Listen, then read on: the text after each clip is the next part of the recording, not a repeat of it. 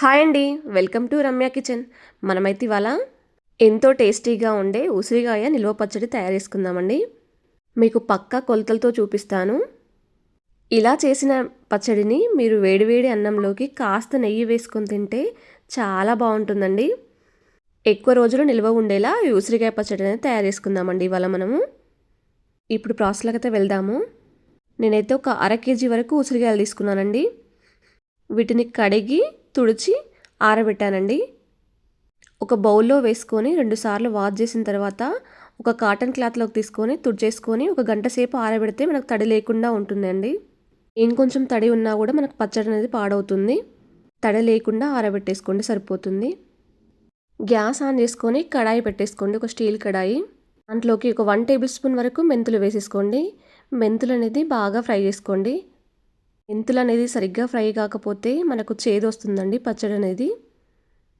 కాబట్టి మెంతులు అనేది కాస్త ఎరుపు రంగులోకి వచ్చే వరకు ఫ్రై చేసుకోండి సరిపోతుంది.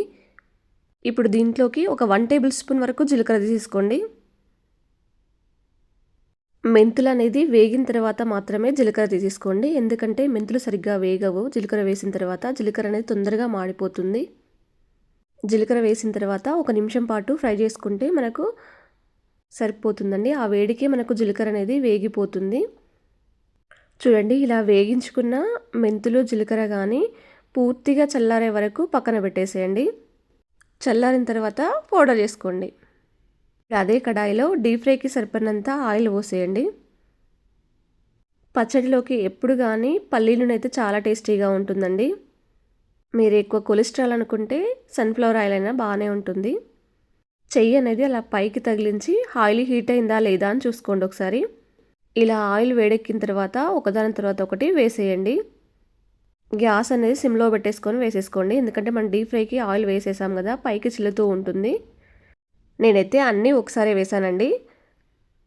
మరి కొంచెం ఆయిల్ తక్కువగా పోసుకొని 2 సార్లు వేయించేసుకున్నా పర్లేదండి, బాగానే ఉంటుంది. మెల్లమెల్లగా కలుపుకుంటూ గ్యాస్ అనేది మీడియంలో పెట్టేసుకొని కలిపేసుకోండి.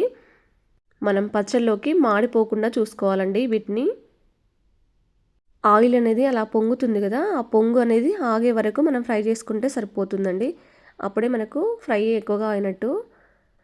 చాలామందికి వచ్చే డౌట్ ఏంటంటే మనం ఇక్కడ డీప్ ఫ్రై చేస్తున్నాం కదా, డీప్ ఫ్రై చేస్తే మనకు విటమిన్ సి అనేది పోతుంది అనుకుంటారు. అలా ఏం పోదండి మనకు. మనం ఒక 2 నిమిషాలు మాత్రమే ఫ్రై చేస్తున్నాము. ఇప్పుడు ఫ్రై అయినాయా లేదా అని ఒకటి తీసి చూద్దామండి. మనకు కాయ అయితే మెత్తబడిందండి, ఫ్రై అయిపోయాయి. ఈ కలర్లో వచ్చేంత వరకు మనం ఫ్రై చేసుకొని ఒక బౌల్లోకి తీసేసుకోండి. అన్నిటినీ ఆయిల్ అనేది తీసేసుకుంటూ మొత్తం తీసేయండి. చూడండి, నేను ఒక ప్లేట్లోకి తీసుకున్నాను కదా, మీకు చేతితో నలిపి చూపిస్తాను. అలా విడిలో చూపించినట్టుగా అయితే మనకు ఉప్పు కారం అనేది కరెక్ట్గా పడుతుందండి కాయలకు. ఇప్పుడు పోపుకు అదే ఆయిల్లో కొంచెం ఆయిల్ తీసేయండి. ఆయిల్ ఆల్రెడీ వేడెక్కి ఉంది కాబట్టి గ్యాస్ అనేది సిమ్లో పెట్టేసుకోండి. దీంట్లోకి 1.5 టేబుల్ స్పూన్ వరకు ఆవాలు వేసేసుకోండి పోపులోనే. ఆవాలు కొంచెం వేగిన తర్వాత దీంట్లోకి 1.5 టేబుల్ స్పూన్ వరకు జీలకర్ర వేసేసుకోండి. ఇక్కడ పోపు అనేది మనం మాడిపోకుండా చూసుకోవాలండి. ఒక 10 వరకు వెల్లుల్లి రెబ్బలు కూడా వేసేసుకోండి పోపులోనే. ఈ పోపుతోటే పచ్చడి అనేది చాలా టేస్టీగా వస్తుందండి. పచ్చడిలోకి వెల్లుల్లి రెబ్బలు చాలా టేస్టీగా ఉంటాయండి. వెల్లుల్లి రెబ్బలు వేసిన తర్వాత ఒక 30 సెకండ్ల పాటు ఉంచేసి గ్యాస్ అనేది ఆఫ్ చేసేయండి పూర్తిగా. ఇలా గ్యాస్ అనేది ఆఫ్ చేసిన తర్వాత ఒక 3-4 వరకు ఎండుమిర్చి అండి గింజలతో సహా తీసుకొని ఇందులో వేసేసుకోండి. మనం గ్యాస్ అనేది ఆన్లో పెట్టేసుకొని మిర్చి వేసేస్తే కలర్ మారిపోతుంది, మాడిపోతాయండి ఎండుమిర్చి అనేది. వేడికే ఇప్పుడు వేగిపోతాయి ఎండుమిర్చి అనేది. పూర్తిగా చల్లారిపోయే వరకు పక్కన పెట్టేసేయండి పోపు అనేది. ఈలోపు మనము వేయించేసి పెట్టేసుకున్నాము కదండి ఉసిరికాయలు, వీటిని అన్నిటిని ఒక బౌల్లోకి తీసేసుకోండి. మనకు గరిటెతో కానీ చేత్తో కానీ కలిపే విధంగా ఉండే బౌల్లోకి తీసేసుకోండి. దీంట్లోకి నేను కారం తీసుకుంటున్నానండి, 1 కప్పు వరకు తీసుకుంటున్నాను. ఎగ్జాక్ట్గా చెప్పాలంటే ఇది 50 గ్రామ్స్ వరకు ఉంటుందండి కారం అనేది. ఇది ఏ ప్యాకెట్ కారం కాదండి, ఇంట్లో తయారు చేసిన కారమే. అలాగే 1/2 కప్పు వరకు సాల్ట్ తీసేసుకోండి. అలాగే దీంట్లోకి ఒక 1 టేబుల్ స్పూన్ వరకు జీలకర్ర మెంతుల పొడి వేసేసుకోండి. మనం అప్పుడు వేయించేసి పెట్టేసుకున్నాం కదా, అది పౌడర్ వేసుకోండి. ఒక 20 వెల్లుల్లి రెబ్బలండి అలా పేస్ట్ చేసుకొని పెట్టేసుకున్నాను నేను పొట్టు తీసుకొని.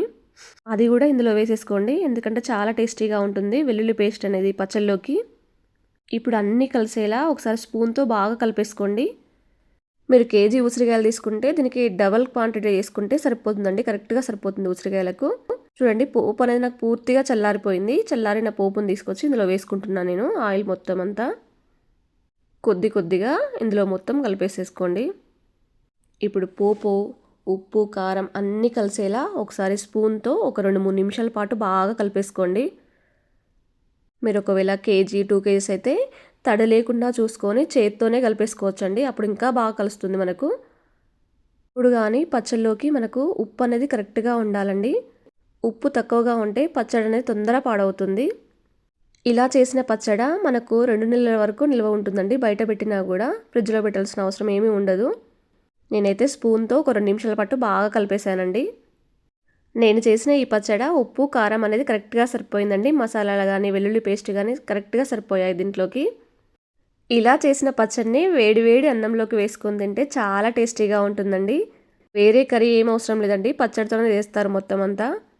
ఉసిరికాయ కూడా సర్వరోగ నివారణి అంటారు కదా, ఈ పచ్చడి హెల్త్కి కూడా చాలా మంచిదండి. ఈ వీడియో మీకు నచ్చిందా? మీ ఫ్రెండ్స్కి, రిలేషన్కి షేర్ చేయండి. మీరు ట్రై చేసేది ఉంటే ఎలా వచ్చిందో నాతో షేర్ చేసుకోవడం మాత్రం మర్చిపోకండి. అలాగే చిన్నగా లైక్ కూడా చేయండి.